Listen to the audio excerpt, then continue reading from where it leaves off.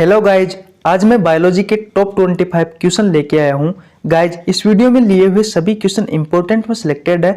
अगर आप पटवारी की तैयारी कर रहे हो तो यह वीडियो आपके लिए रामबाण साबित होगी। चलिए आज की क्लास स्टार्ट करते हैं। गाइज, क्वेश्चन नंबर 1 है, एक हीमोग्लोबिन का अणु अपने साथ कितने ऑक्सीजन के अणुओं को जोड़कर ले जाता है? Option number A 4, option number B 3, option number C 2, option number D 1। तो मैं आपको बता दूं गाइज, आपका जो राइट आंसर होगा वो होगा ऑप्शन नंबर ए 4। एक हीमोग्लोबिन का अणु गाइज, एक हीमोग्लोबिन का अणु अपने साथ 4 ऑक्सीजन के अणुओं को जोड़कर ले जाता है। गाइज, अगर आपको इनमें से किसी भी क्वेश्चन का आंसर आता है तो प्लीज कमेंट बॉक्स में जरूर बताना। अब चलते हैं अगले क्वेश्चन की ओर। गाइज, आपका नेक्स्ट क्वेश्चन है, जंतु जगत का सबसे बड़ा संघ है? ऑप्शन नंबर ए ऑर्थोपोडा संघ, ऑप्शन नंबर बी है मोलस्का संघ, ऑप्शन नंबर सी है दोनों, ऑप्शन नंबर डी है कोई नहीं। तो गाइज, आपका जो राइट आंसर होगा वो होगा ऑप्शन नंबर ए ऑर्थोपोडा संघ। दोस्तों, ये जंतु जगत का सबसे बड़ा संघ है। ऑप्शन नंबर बी की बात की जाए दोस्तों तो यह दूसरा सबसे बड़ा संघ है। यह जंतु जगत का दूसरा सबसे बड़ा संघ है। अगर क्वेश्चन आपसे पूछे कि दूसरा सबसे बड़ा संघ कौन सा है तो मोलस्का संघ है, और जंतु जगत का सबसे बड़ा संघ कौन सा है गाइज तो ऑर्थोपोडा संघ है। अब चलते हैं नेक्स्ट क्वेश्चन की ओर। गाइज, आपका नेक्स्ट क्वेश्चन है, पित्तरस का निर्माण होता है? ऑप्शन नंबर ए लीवर में, ऑप्शन नंबर बी पित्ताशय में, ऑप्शन नंबर सी छोटी आंत में, ऑप्शन नंबर डी कोई नहीं। दोस्तों, ये राजस्थान पुलिस में पूछा हुआ क्वेश्चन है, पित्तरस का निर्माण लीवर में होता है। ऑप्शन नंबर ए आपका राइट आंसर होगा। जबकि दोस्तों जो पित्तरस है ये जमा होता है पित्ताशय में जाकर के, और दोस्तों ये कार्य करता है छोटी आंत में।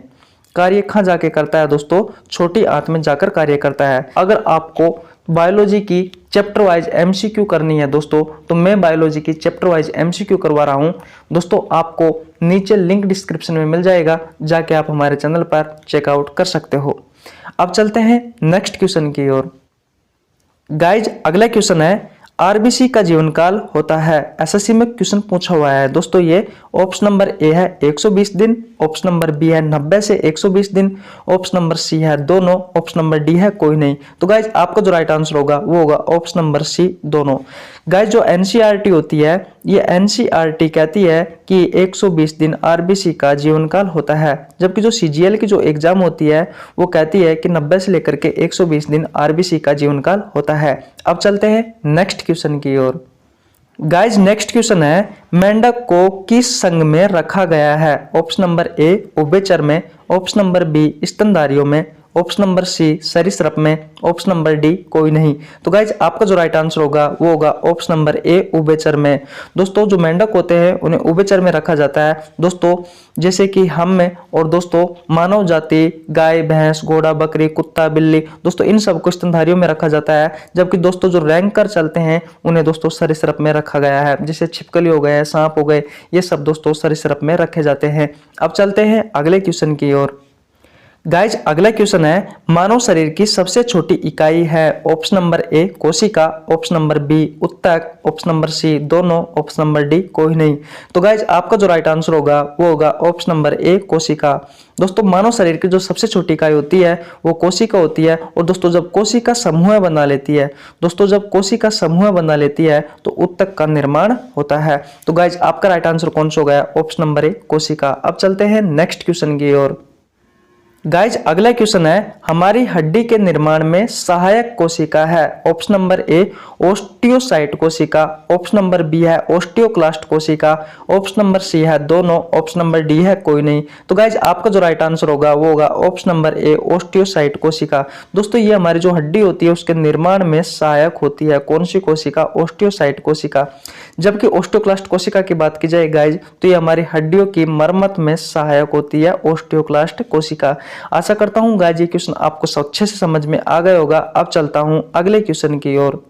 गाइज, अगला क्वेश्चन है, मानव शरीर की सबसे छोटी अस्थि है? Option number A femur, option number B stapes, option number C दोनों, ऑप्शन नंबर डी कोई नहीं।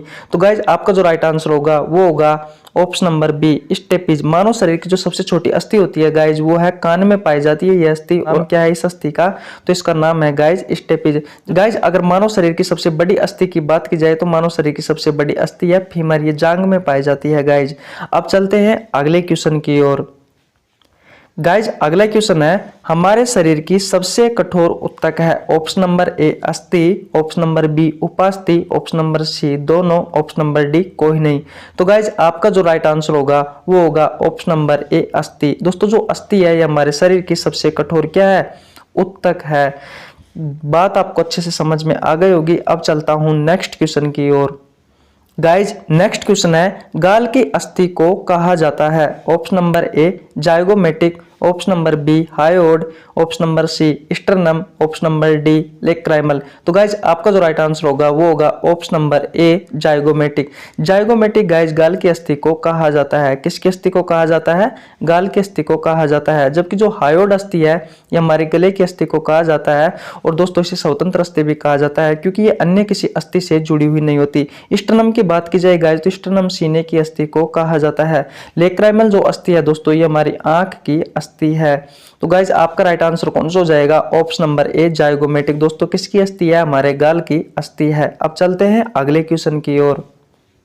गाइज अगला क्वेश्चन है एक सामान्य व्यक्ति में ब्लड की मात्रा कितनी होती है। ऑप्शन नंबर ए 5 से 6 litre, option number B 7 litre, option number C 8 litre, option number D कोई नहीं। तो गाइज आपका जो राइट आंसर होगा ऑप्शन नंबर ए होगा 5 से 6 लीटर। एक सामान्य व्यक्ति में जो ब्लड की मात्रा होती है गाइज वो होती है 5 से 6 लीटर। अब चलते हैं अगले क्वेश्चन की ओर। गाइज अगला क्वेश्चन है ब्लड क्या है। ऑप्शन नंबर ए एक तरल संयोजी उत्तक है, ऑप्शन नंबर बी एक प्रकार की झिल्ली है, ऑप्शन नंबर सी है दोनों, ऑप्शन नंबर डी है कोई नहीं। तो गाइज आपका जो राइट आंसर होगा वो होगा ऑप्शन नंबर ए एक प्रकार की तरल संयोजी उत्तक है। दोस्तों तरल का मतलब होता है कि ये दोस्तों द्रव्य अवस्था में होती है। संयोजी का मतलब होता है दोस्तों यह जो अपने आप को जोड़कर रखती है। जोड़कर किसको रखती है दोस्तों, आरबीसी डब्ल्यूबीसी प्लेटलेट्स इन सबको जोड़कर रखती है, इसलिए दोस्तों इसे संयोजी भी कहा गया है। उत्तक का मतलब होता है दोस्तों कोशिकाओं का समूह है, कोशिकाओं का समूह है।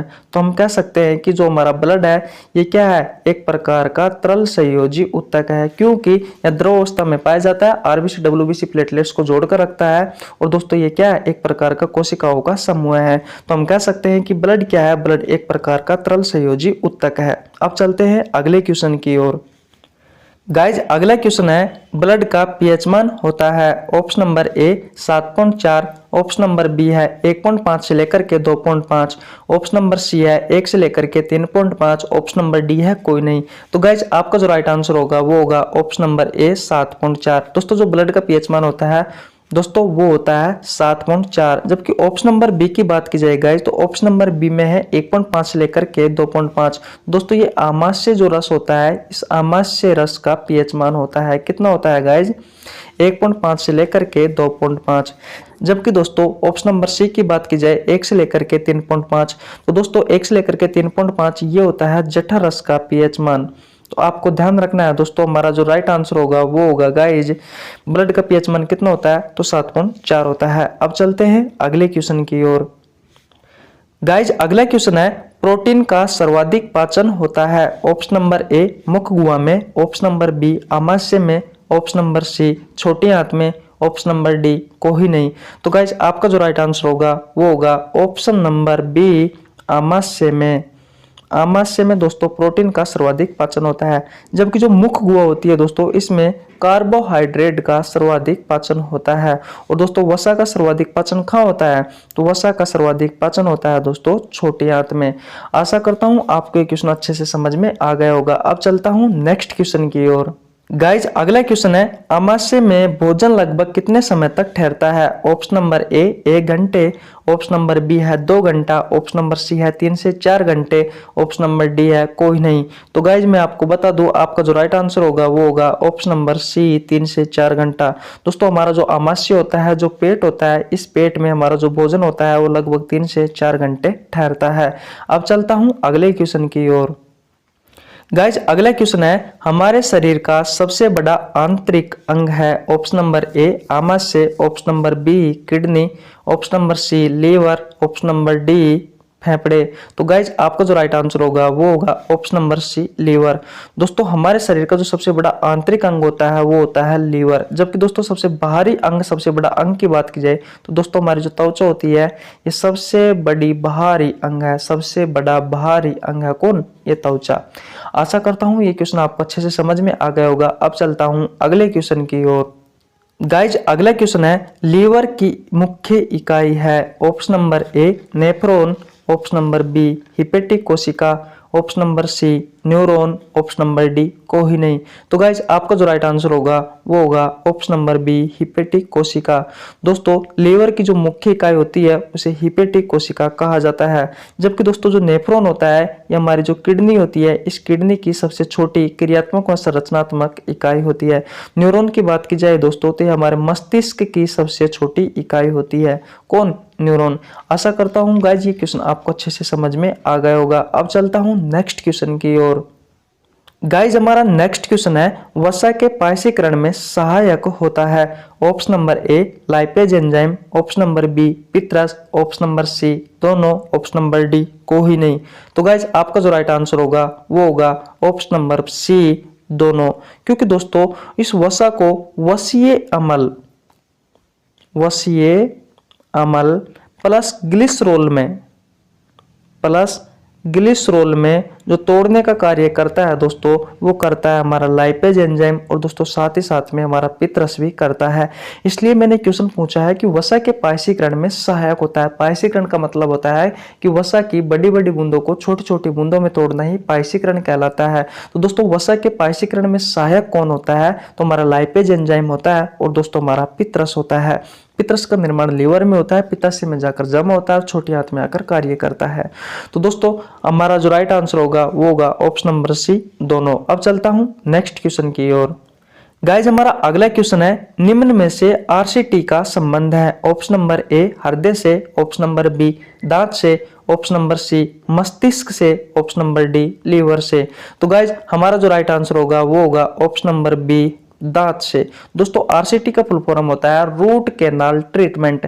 दोस्तों इसका जो संबंध है वो किससे है? हमारे दांत से है। दोस्तों दांतों में जब कीड़े पड़ जाते हैं तो दोस्तों रूट कैनाल ट्रीटमेंट किया जाता है। ये एक प्रकार का उपचार है। बात क्लियर है? अब चलता हूं नेक्स्ट क्वेश्चन की ओर। गाइज सबसे आसान व सबसे अच्छा क्वेश्चन है कि मनुष्य में दांतों की संख्या होती है। Option number A 20, option number B 18, option number C 32, option number D 24। तो गाइज मैं बता दूं आपका जो राइट आंसर होगा वो होगा ऑप्शन नंबर सी 32। दोस्तों जितने भी मैंने क्वेश्चन आपको करवा रहा हूं सभी क्वेश्चन आपके एग्जाम के लिए बहुत इंपॉर्टेंट है। हो सकता है कि आपको आसान लगे दोस्तों, लेकिन सभी क्वेश्चन बहुत इंपॉर्टेंट है। अब चलता हूं नेक्स्ट क्वेश्चन की ओर। गाइज नेक्स्ट क्वेश्चन पर जाने से पहले मैं आपको बता दूं, अगर आप हमारे चैनल पर नए हैं तो चैनल को सब्सक्राइब कर सकते हो, बेल आइकन को प्रेस कर लेना जिससे आपके पास हमारे वीडियो का नोटिफिकेशन आपको टाइम टू टाइम मिल सके। दोस्तों क्वेश्चन है हमारा, मानव शरीर का सबसे कठोर भाग होता है। ऑप्शन नंबर ए मस्तिष्क, ऑप्शन नंबर बी रीढ़ की हड्डी, option number C femur, option number D enamel. तो गाइज आपका जो राइट आंसर होगा वो होगा ऑप्शन नंबर डी इनेमल।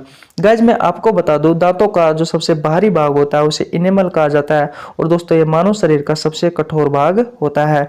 अब चलता हूं अगले क्वेश्चन की ओर।